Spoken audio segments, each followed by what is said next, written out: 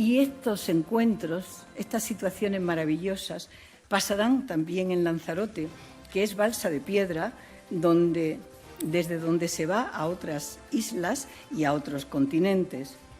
Lanzarote también es lugar de llegada, hoy se ve, y se verá a lo largo del centenario. Qué felices seremos recibiendo y compartiendo cultura con mayúscula. En la vida de José Saramago hubo siempre la intuición de la isla. Cuando escribió La balsa de piedra y nos puso a navegar a los españoles y portugueses como nuevos Quijotes hacia América, él no sabía que iba a vivir en Lanzarote, pero sí supo que llegaba a su casa cuando aquí puso los pies por primera vez. La isla, en José Saramago, era una pulsión poética, también una posibilidad de futuro.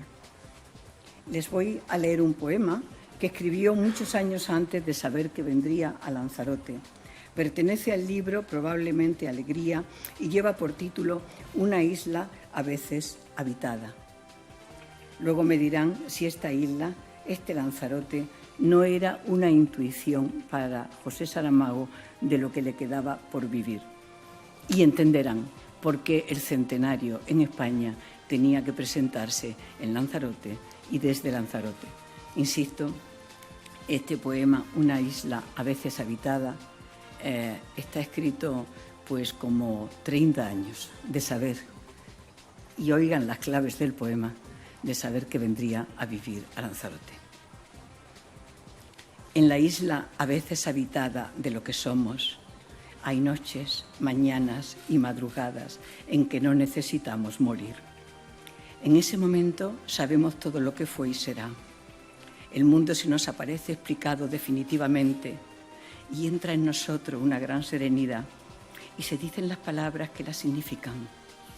Levantamos un puñado de tierra y la apretamos en las manos con dulzura. Allí está toda la verdad soportable, el contorno, la voluntad y los límites. Podemos en ese momento decir que somos libres, con la paz y con la sonrisa de quien se reconoce y viajó alrededor del mundo infatigable, porque mordió hasta el alma sus huesos. Liberemos, sin apuro, la tierra donde ocurren milagros, como el agua, la piedra y la raíz. Cada uno de nosotros es en este momento la vida. Que eso nos baste. Muchas gracias, bienvenidos. Y empiezo. Presidente del Gobierno de España, presidente de Canarias, presidenta del Cabildo de Lanzarote, presidenta de la Fundación José Saramago, autoridades presentes y asistentes. Bienvenidos al municipio de Tía. Tía se suma con honor y honra a la celebración del centenario del nacimiento de José Saramago, hijo adoptivo de nuestro municipio. Vivió en nuestra tierra que hizo suya desde 1993. Desde ese año, Tía se convirtió en una ventana hacia el océano que dio refugio a la escritura y a la lectura universal. Nos encontramos en un pedacito de tierra que forma parte de la vida y obra de José Saramago, Premio Nobel de Literatura que se caracterizó por su presencia amable que invitaba a la reflexión. Esa reflexión iba acompañada de la pregunta constante demandando siempre la dignificación del ser humano. En una tierra como esta, de gente de orígenes humildes, sentimos como nuestro al Saramago hombre y al Saramago escritor. Le damos las gracias por regalarnos palabras que abrazan árboles y hablan con el horizonte, por regalarnos maravillosos libros, su pensamiento crítico, su ética y su bondad. Agradecemos también a la Fundación José Saramago por contar con nosotros para llevar a cabo esta celebración. Tía abre sus ventanas al mundo a través de la mirada del escritor universal. Gracias.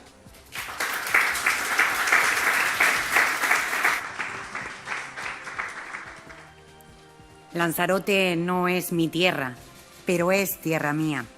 Permíteme que me apropie por un momento de esa hermosa frase y la haga mía para afirmar rotundamente que José Saramago no es nuestro hijo, pero es hijo nuestro.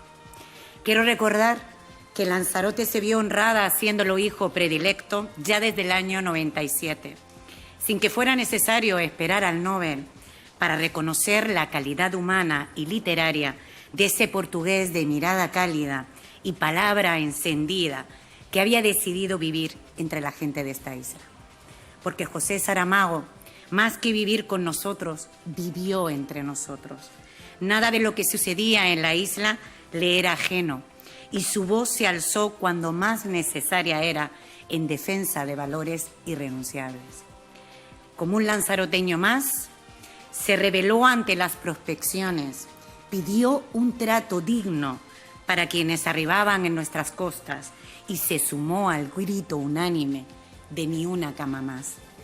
El escritor ejerció de ciudadano, de vecino, de la tierra que había elegido para vivir, añadiéndole el ejercicio de esa ciudadanía consciente y comprometida al resto de cualidades que atesoraba.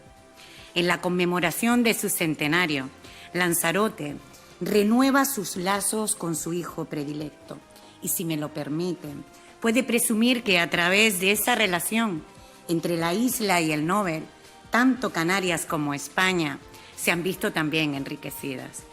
Prueba de ello es la presencia hoy aquí del presidente del Gobierno de España y del presidente del Gobierno de Canarias. Querida Pilar, no creo que abunden los precedentes en la que la celebración de un centenario haya contado con una presencia institucional como la de hoy, que va desde el Ayuntamiento de Tías, pasando por el Gobierno de España, por el Cabildo de Lanzarote y por el Gobierno de Canarias. Puedes sentirte orgullosa del afecto y del respeto que todas las instituciones tienen por José. Un afecto y un respeto que se hacen extensibles y extensivos a la Fundación, como legítima depositaria de su legado. Para terminar, tan solo me queda desear el mayor de los éxitos en la celebración de este centenario y agradecerles de corazón la invitación de compartir un evento tan emotivo y tan importante para nosotros. Gracias.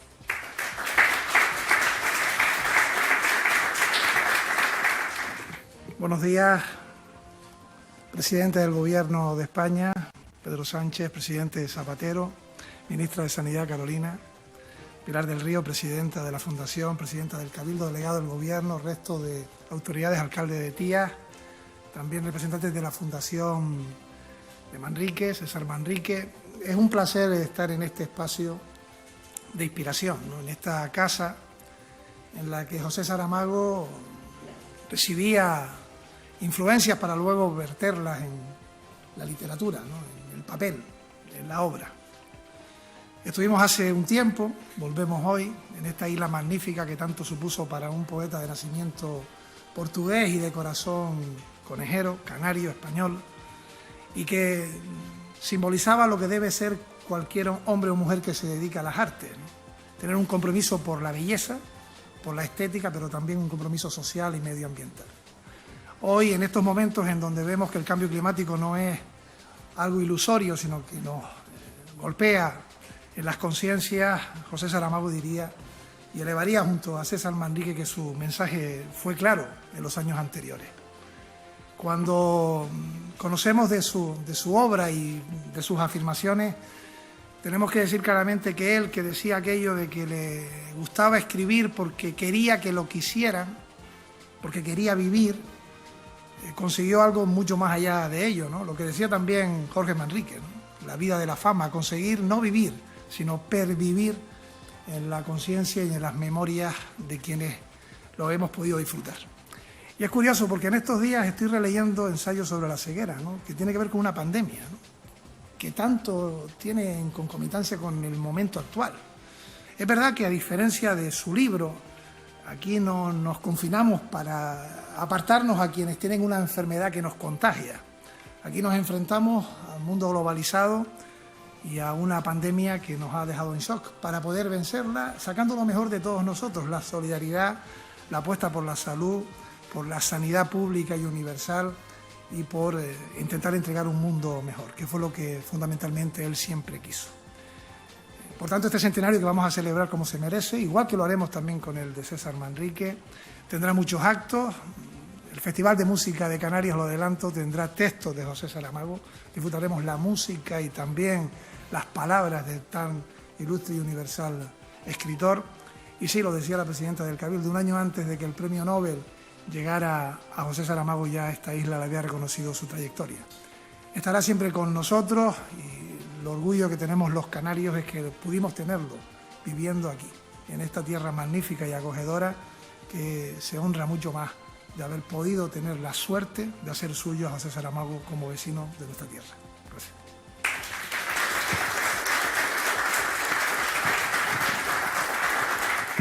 Querida Pilar, querida presidenta del Cabildo, alcalde, presidente de las Islas Canarias, ministra, delegado del Gobierno, presidente Zapatero, resto de autoridades, en primer lugar me van a permitir el que agradezca a los medios de comunicación el que puedan atender esta comparecencia tan importante para el Gobierno de España también. Para mí es un enorme placer, se lo dije a Pilar antes de entrar en este espacio, es un enorme placer aprovechar mi estancia en Lanzarote para regresar a esta casa hecha de libros, como también la describió su dueño, para celebrar su reapertura después de tenerla cerrada como consecuencia de la pandemia. Recordaba precisamente con la presidenta de la Fundación que fue en octubre de 2018 con el primer ministro Costa cuando pudimos celebrar, junto también con el presidente de Canarias, con Ángel Víctor, el 20 aniversario de la entrega del Premio Nobel de Literatura a José Saramago. Y decía antes la presidenta que el retorno de la actividad cultural es parte fundamental de esa recuperación de la normalidad tan ansiada por parte del conjunto de la ciudadanía española. Y una señal más de la esperanza con la que abordamos este tiempo nuevo que hemos empezado a caminar ya como consecuencia de la superación de la pandemia gracias a la vacuna. Un tiempo que para a casa vendrá sin duda marcada por la conmemoración del centenario de José Saramago a partir del próximo mes de noviembre, que es lo que nos convoca hoy aquí, contribuyendo a acrecentar aún más el conocimiento y la admiración hacia su obra y su figura. Deseo, pues, mucho éxito a Pilar del Río, a Javier Pérez y a todo el equipo de Acasa en las actividades relacionadas con motivo de este aniversario que yo diría es entrañable. Y quiero también agradecer su labor en general, Pilar, también a la Fundación César Manrique, como bien ha hecho el presidente Ángel Víctor, porque espacios así resultan imprescindibles y sobre todo hoy en día, mucho más. No se trata solamente de recordar, movidos por el cariño o incluso también por la nostalgia, sino reivindicar a José Saramago porque todas las sociedades, sobre todo en momentos como los actuales, necesitan referencias, y en especial referencias como José Saramago. Y una de las razones para mantener viva la memoria de nuestras grandes mujeres y grandes hombres es precisamente que nos siguen sirviendo de inspiración a la hora de afrontar nuevos retos y decisiones, difíciles sin duda alguna, las que hemos tenido que tomar durante estos largos meses de pandemia. José Saramago es perfecto ejemplo de ello. Dejó escrito también en la balsa de piedra, querida Pilar, lo siguiente, dijo: las energías vuelven siempre cuando la esperanza vuelve. Y esta es una frase que muchos recuperaron durante los largos meses de confinamiento en las redes sociales, animándonos en consecuencia a resistir. Y resistimos. Con los medios a nuestro alcance, como bien ha hecho referencia aquí el presidente Ángel Víctor, o creando otros nuevos, si era necesario. Estas islas, las Islas Canarias, lo saben muy bien, porque fueron objeto preferente de instrumentos que tuvimos que crear para poder sobrevivir, como fueron los ERTEs, como fueron las prestaciones a autónomos, los avales a los ICO, a las pequeñas y medianas empresas, las ayudas directas que está tramitando ahora mismo el Gobierno de Canarias, el apoyo al sector turístico. Recientemente acabamos de aprobar un apoyo extraordinario de 100 millones de euros para la resiliencia del sector turístico en las Islas Canarias, 5 millones de euros del Plan de Sostenibilidad para las islas o para la isla de Lanzarote. Todos ellos esenciales para salvar empleos, empresas y también para tratar de reducir el desgarro que ha supuesto esta emergencia económica y también sanitaria desde el punto de vista social, por ejemplo, con la creación del ingreso mínimo vital, que también es tan importante para las Islas Canarias. Así que hoy no diríamos que nuestras energías vuelven, porque nunca nos abandonaron, ni tan siquiera en los momentos más difíciles, más duros del confinamiento y de la pandemia, pero sí podemos afirmar que crecen cada día más y más, animadas por las esperanzas sólidas y fundadas. Porque esperanzas sólidas y fundadas son, por ejemplo, querida ministra, las cifras de vacunación. Gracias, ministra. Gracias también, Ángel Víctor, en nombre de todos los presidentes y presidentas de comunidades autónomas, porque en España ya hemos superado el 60% de la población de pauta completa, más de 28,5 millones de españoles con esa pauta completa, tras administrar más de 59 millones de dosis. Recordemos que empezamos a finales del mes de diciembre del año pasado a abordar esta vacunación. Como lo es también la noticia que acabamos de conocer, querida ministra, según la cual la Agencia Española de Medicamentos y Productos Sanitarios acaba de autorizar el primer ensayo clínico en humanos de la vacuna española frente al COVID. Se trata de la vacuna de la compañía farmacéutica IPRA, una empresa española que ha contado, como el resto, con la colaboración y también con el asesoramiento del Gobierno de España para sacar adelante su proyecto. No en vano, quiero también deciros que nuestro país ha invertido más de 13 millones de euros en transferencias y casi 6 millones de euros en créditos para colaborar con la ciencia española en el desarrollo de las nuevas vacunas frente al COVID en nuestro país. Esperanzas sólidas y fundadas como los datos de crecimiento económico, también de creación de empleo, que estamos conociendo y que nos acercan a los niveles previos a la pandemia, siendo España hoy el país que más está creciendo ya del entorno de nuestro país. Pero esa esperanza ya no es la de regresar al punto de partida, como bien decía antes Ángel Víctor. Yo creo que hoy tenemos que aspirar con más razón aún a un tiempo de cambio, de modernización y de transformación, dirigido por valores que tanto César Manrique como José Saramago y como también los conciudadanos de Lanzarote promueven desde hace ya muchas décadas, como es la relación entre la cultura, el turismo, el desarrollo y la sostenibilidad. Sostenibilidad, porque efectivamente, como bien ha dicho el presidente de las Islas Canarias, la protección del medio ambiente y la lucha contra el cambio climático deben ser una prioridad para todos y cada una de las instituciones públicas. Desde luego lo es para el Gobierno de España. Una prioridad absoluta. Acabamos de conocer el informe de Naciones Unidas que nos alerta una vez más de la gravedad de la situación y no podemos ser ajenos a ella. Desde luego el Gobierno de España no lo es. Todos hemos visto la entidad de los incendios en países del Mediterráneo como Grecia, como Turquía, que cuentan sin duda alguna con toda nuestra solidaridad y con todo nuestro apoyo, porque hemos desplegado también medios materiales para poder hacer frente a estos grandes incendios en estos dos países hermanos. En España no somos ajenos a este peligro y de hecho sabemos que con la ola de calor que está entrando ahora mismo en nuestro país entramos también en una zona de riesgo. El Gobierno, quiero trasladar al conjunto de la ciudadanía española, estará atento al riesgo de incendios, en absoluta coordinación con el conjunto de administraciones públicas, y me gustaría también pedir a todos los ciudadanos máxima prudencia y toda la colaboración para evitar el riesgo tanto como sea posible. La lucha contra el fuego y la preservación del medio ambiente son tarea de todos y el Gobierno será el primero en trabajar para poder evitarlo, para poder prevenirlo. El conjunto de la sociedad española, yo creo que lo hemos visto y sobre todo gracias a los jóvenes, ha cambiado mucho. Tanto que algunos que se atrevían antes a negar la realidad del cambio climático y sus dramáticos efectos sobre nuestro planeta, hoy saben que el presente tiene que ser sostenible o nuestro planeta no tendrá futuro. Y desde ese punto de vista, el Gobierno de España ha venido desplegando durante estos últimos 3 años una agenda legislativa muy poderosa en relación con la Ley de Cambio Climático, finalmente aprobada en las Cortes Generales, el Plan Nacional de Energía y Clima, la Estrategia de Economía Circular, los fondos europeos, que son tanto los pilares desde el punto de vista legislativo como también los recursos procedentes de Europa, a partir de los cuales vamos a transformar nuestra economía hacia parámetros mucho más sostenibles y verdes. He hablado con optimismo sobre la vacunación y sobre la recuperación y puede incluso resultar extraño en esta casa, en la casa de un reputado pesimista. Pero quizá esta idea acerca de Saramago no sea tan cierta como parece, ¿no? Porque a fin de cuentas fue un hombre lleno de energía, lleno de bondad. Y eso, siguiendo su propia frase, es una señal indudable de esperanza. Yo tengo la impresión, leyéndolo, volviendo a visitar su casa, querida Pilar, de que más que un pesimista Saramago era un gran impaciente. La impaciencia por llegar a ver una sociedad más libre, más cohesionada, construida sobre fundamentos profundamente humanos. y que le llenaba de desasosiego y también de indignación ver los motivos por los que ese avance tardaba tanto en llegar. Estoy convencido de que entre todos y todas estamos dando pasos decisivos para hacer un poco más cierto aquel mundo de justicia, de igualdad y de progreso real que él soñaba y reclamaba.